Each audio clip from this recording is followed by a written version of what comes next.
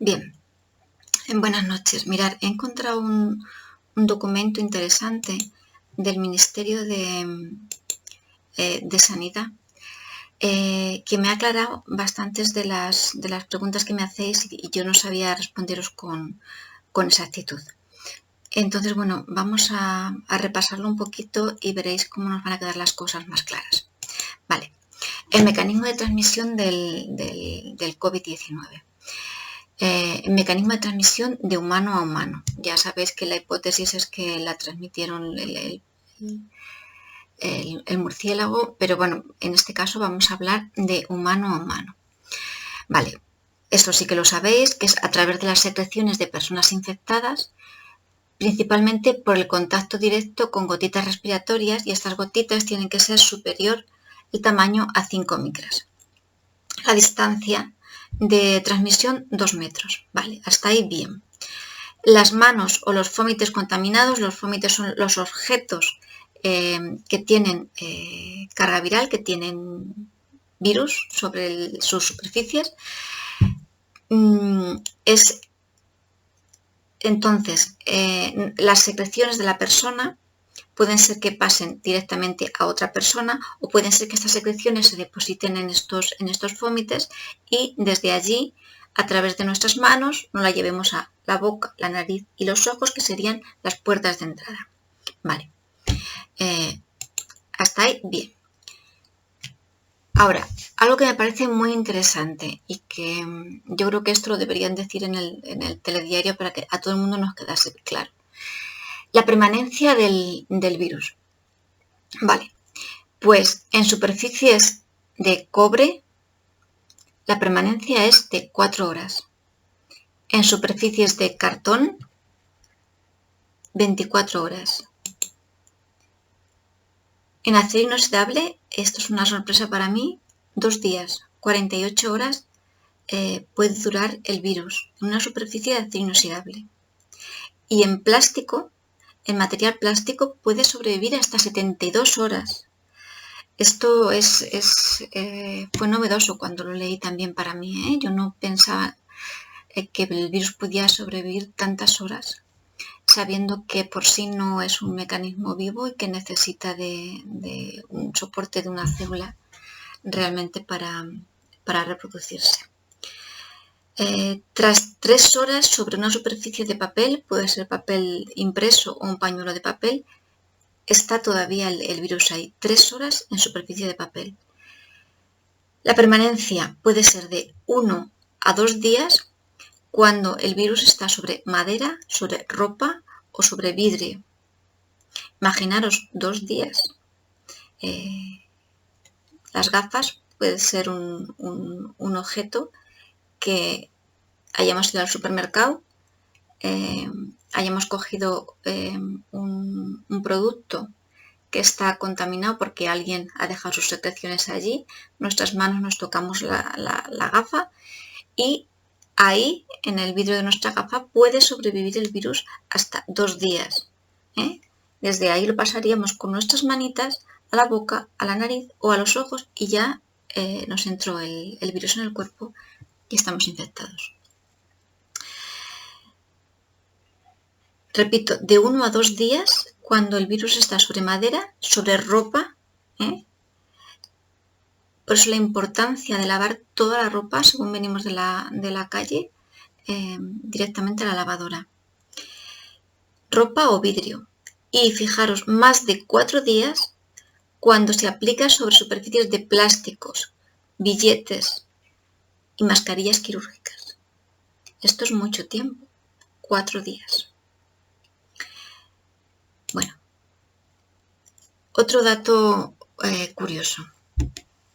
Sabéis que se reduce muchísimo el número de virus aplicando determinados desinfectantes. Por ejemplo, el más usado y el que más se nos recomienda es aplicar lejía. Lejía casera a concentraciones de 49 partes, una de agua, una de lejía, o bien 99 partes de agua, una de lejía. También el etanol al 70%, la povidona iodada, que es la marca comercial del betadine, al 7,5%. Y aquí aparece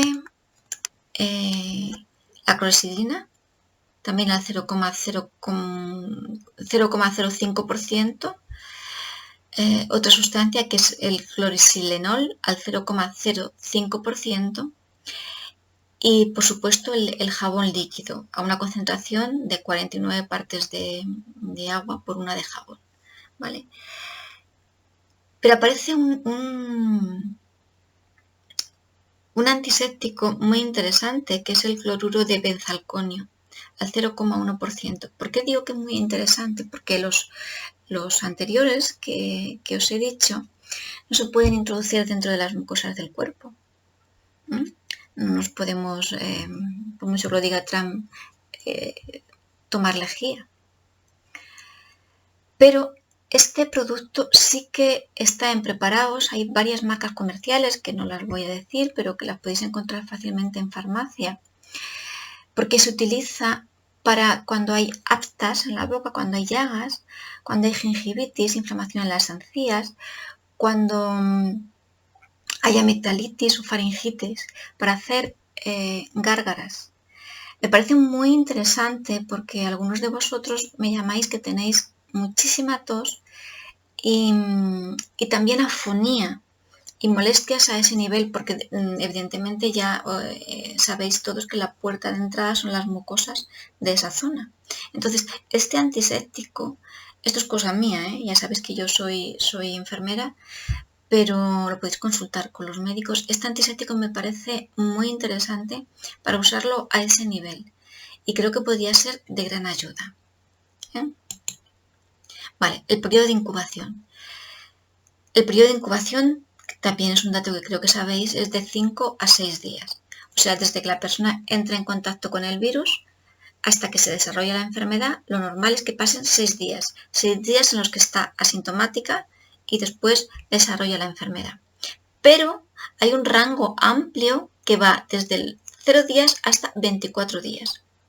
Es verdad que el intervalo serial medio calculado en China con los primeros casos fue de 7,5 días, con una desviación estándar de más o menos 3,4 días. Pero, insisto, el rango puede variar desde 0 a 24 días. O sea, una persona puede haber estado en contacto con el virus y tardar aún 24 días en desarrollar la enfermedad. Insisto, lo normal es que sea una semana. Una semana. ¿Cuánto dura la enfermedad? Evidentemente esto varía. El tiempo medio desde el inicio de los síntomas, no desde que la persona entra en contacto con el virus, sino desde que comienzan los síntomas hasta la recuperación, suelen ser unas 2 semanas. Esto siempre y cuando la enfermedad sea leve. Si la enfermedad es más grave, puede durar de 3 a 6 semanas. El tiempo entre el inicio de los síntomas hasta la instauración de los síntomas graves, como es la hiposemia, cuando empieza a caer la saturación de oxígeno, es de una semana. O sea, desde que comienzan los síntomas hasta que la persona se pone realmente grave, lo normal es que pase una semana. Y cuando son casos graves, pues desde 2 semanas a 8 hasta que se produce el fallecimiento. ¿Qué quiere decir esto? Bueno, quiere decir que estos tiempos hay que tenerlos en cuenta. Ahora no podemos salir a la calle alegremente y como si nada hubiera pasado. Tenemos que contar con que hay personas, yo hoy me he enterado todavía de casos de nuevos positivos hoy mismo. Están apareciendo aún casos positivos y en los últimos días también. Y eso, hay que contar, o sea, hay que contar esos días. Hay que contar esos días.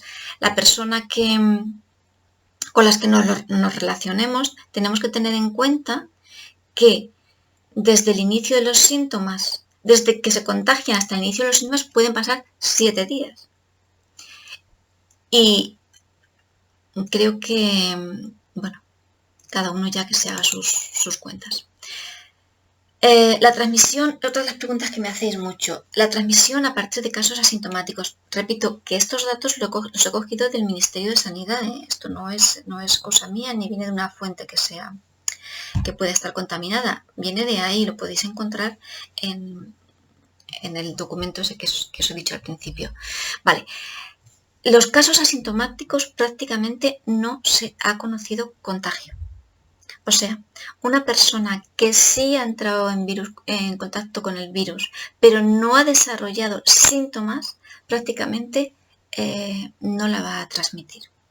Sí que es verdad que ha habido algún caso en China y también algún caso en Alemania, donde se ha visto que personas asintomáticas han transmitido la enfermedad, pero han sido personas que después de 5, 6 o 7 días de ese contacto han desarrollado la enfermedad. O sea, no eran asintomáticas, simplemente es que no haya pasado todavía el periodo que antes os he insistido que tiene que pasar para que la enfermedad se desarrolle. Esos han sido los casos que os he dicho que cuentan de Alemania, con lo cual no era real. Lo que sí que parece que es real es que en personas que han padecido la enfermedad pero asintomático, es decir, no han tenido síntomas, han tenido dentro del virus pero no han tenido síntomas, no es de muy poca relevancia la transmisión. Vale. El periodo infectivo. En personas con síntomas leves, más allá de la primera semana después de aparecer los síntomas, la probabilidad de transmitir la infección es muy baja. Muchos de los que lo habéis pasado en casa, habéis tenido unos días de muchísima tos y luego una diarrea y ya está y se acabó, o unos días en los que os encontrabais más o menos caídos, cansados, con tos y con paracetamol y reposo, se os ha pasado ese tipo de cuadros tan leves. En una semana ya no transmiten la enfermedad, a pesar de que si alguno de vosotros habéis tenido la suerte de que os hayan hecho la PCR, que lo dudo, pero bueno, a pesar de que si se hace una prueba de PCR, tal vez pueda salir positiva. Sin embargo, a pesar de que la PCR esté positiva, si ha sido un cuadro leve, en una semana la persona ya prácticamente no contagia. Vale. Otro dato importante. Sin embargo, las personas que habéis tenido un cuadro más grave, donde la carga viral ha sido importante, incluso 60 veces mayor que los casos sencillos, o personas que incluso habéis estado hospitalizadas, atención, la cantidad de días que podéis transmitir son 20 días. 20 días desde la desaparición de los síntomas. Entonces, por favor, que seáis muy conscientes de este dato, que aunque estéis recuperados, no salgáis alegremente a la calle, toméis todas las medidas para no contagiar, porque si realmente habéis estado malitos, como me consta de varios de vosotros que os conozco y habéis estado muy malitos, algunos en el hospital y algunos en casa, y todavía algunos estáis malitos, porque aunque hay unos días que parece que estéis mejor, luego se revira y me decís que volvéis a estar peor, pues en ese caso tenéis que contar desde el último día, los últimos días donde tuvisteis síntomas, 20 días, para realmente no contagiar.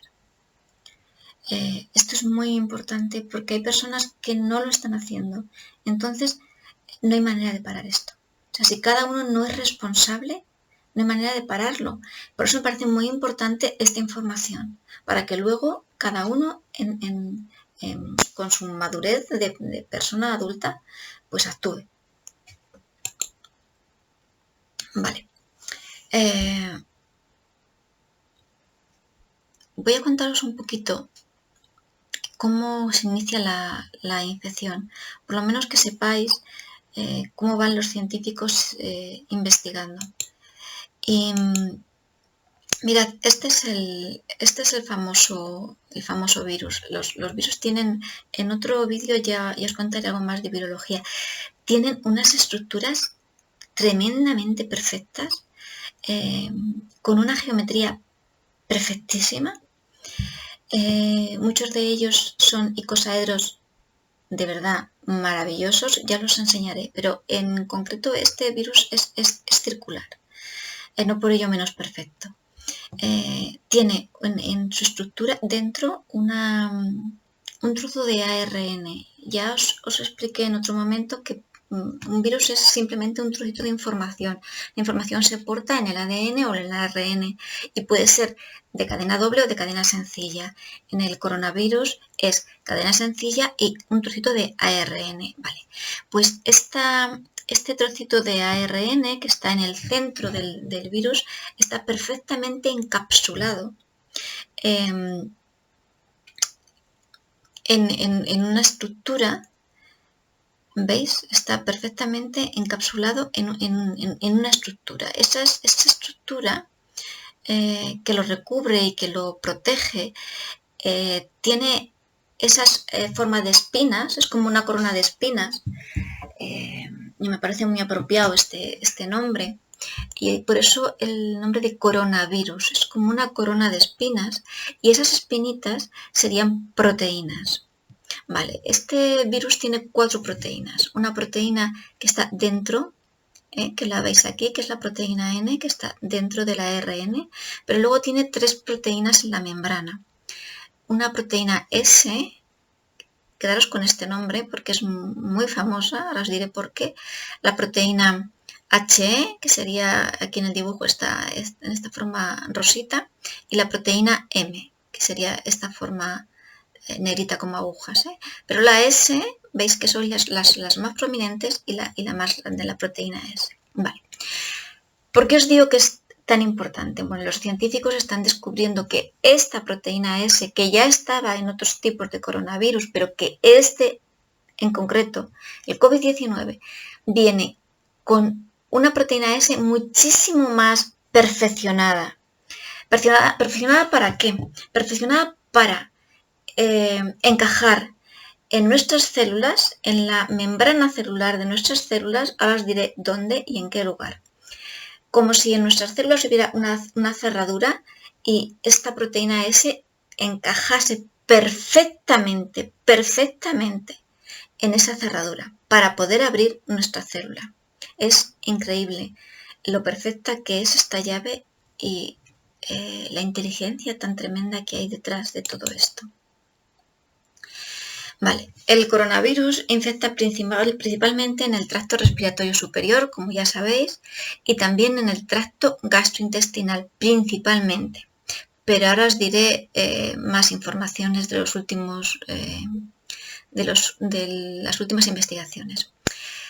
Bien, la glicoproteína de superficie SCAI, que es esta proteína S que yo os decía, es un factor clave en la virulencia de los coronavirus, ya que permite la adherencia a las células del huésped. Bien, esto es lo que os he comentado antes. En el caso del COVID-19, la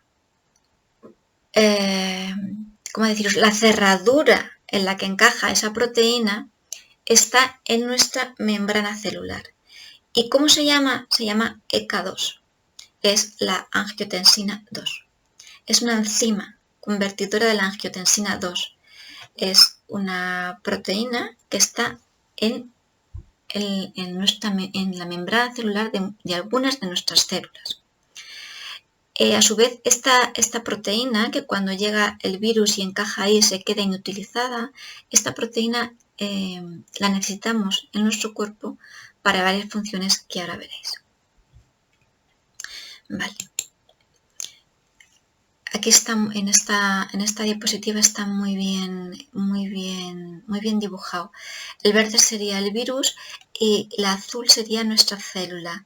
Y veis cómo esta proteína S, estas espinas del virus, encajarían a la perfección en esta proteína que tenemos en la membrana de muchas de nuestras células, que es la enzima convertidora de la angiotensina 2.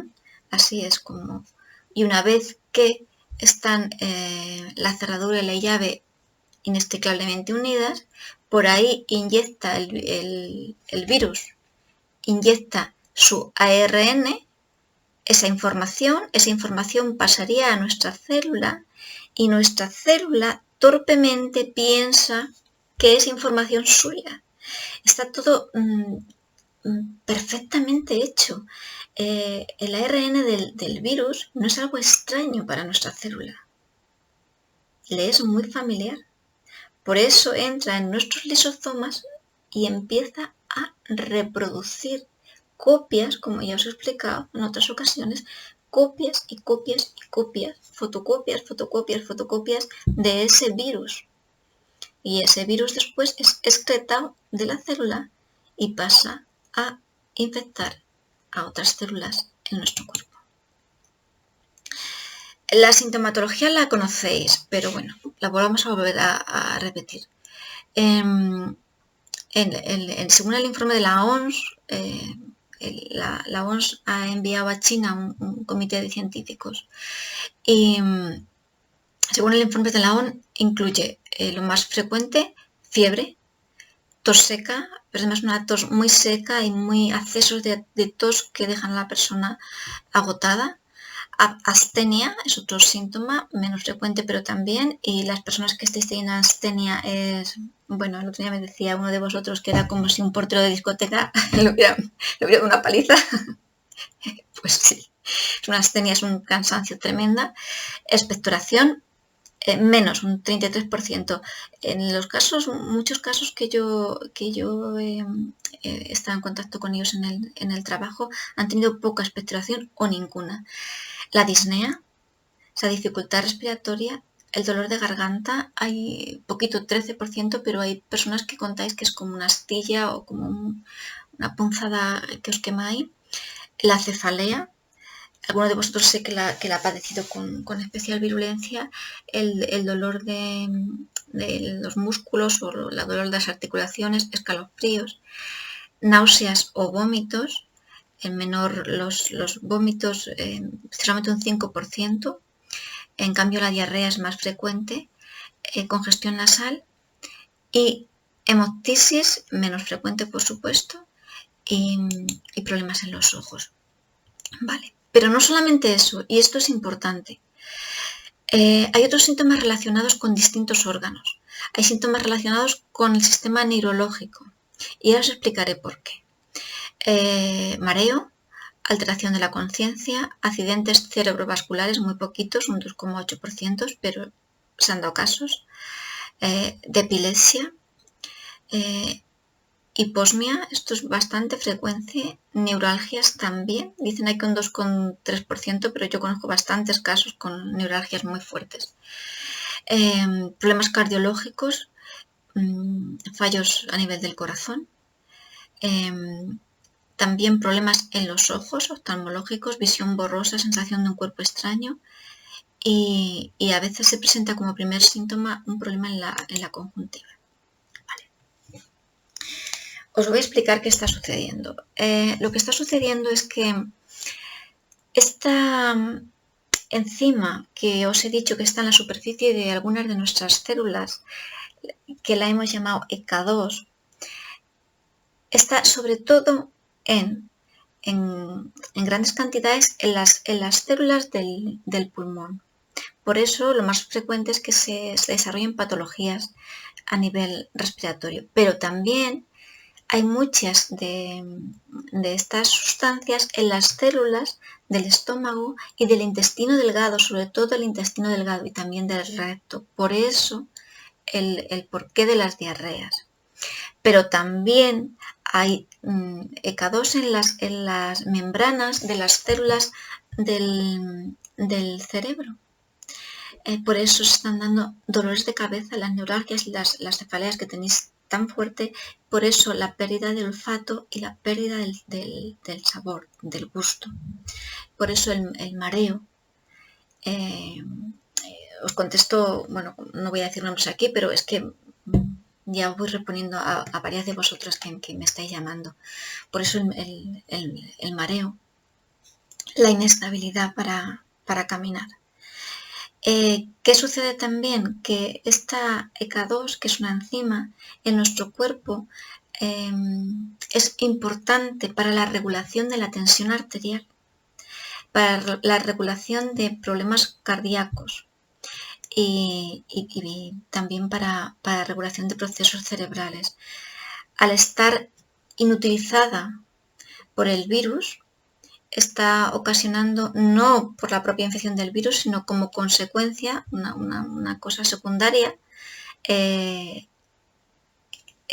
pone nuestro cuerpo muy enfermo porque nos está faltando a las personas infectadas esta sustancia que es vital. Vale, eso por un lado. Además, ¿qué está sucediendo? Lo que está sucediendo es que hay personas que están teniendo una respuesta inmune a lo bestia. Y el sistema inmune puede ser muy bueno, pero también puede ser muy nocivo. En esta diapositiva os he puesto la tormenta de citoquinas. Los que estáis leyendo más información de los últimos estudios médicos, estáis sabiendo que uno de los grandes problemas del COVID-19 es la tormenta de citoquinas que está originando en el cuerpo de las personas, y las personas están muriendo de un fallo multiorgánico, pero no por el virus, sino por la respuesta tan exagerada de nuestro sistema inmune. Bien, os contaré en otro vídeo qué es todo esto de las citoquinas y del sistema inmune.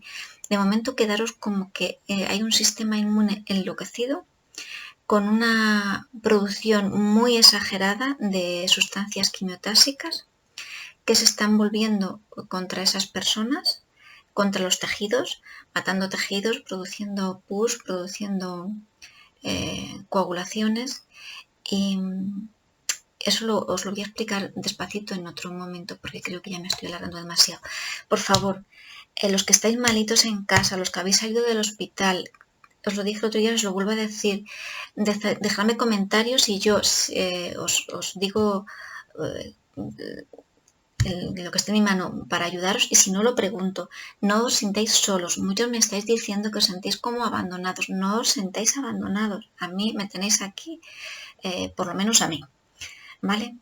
Pues que Dios os bendiga, que un beso fuerte y que descanséis.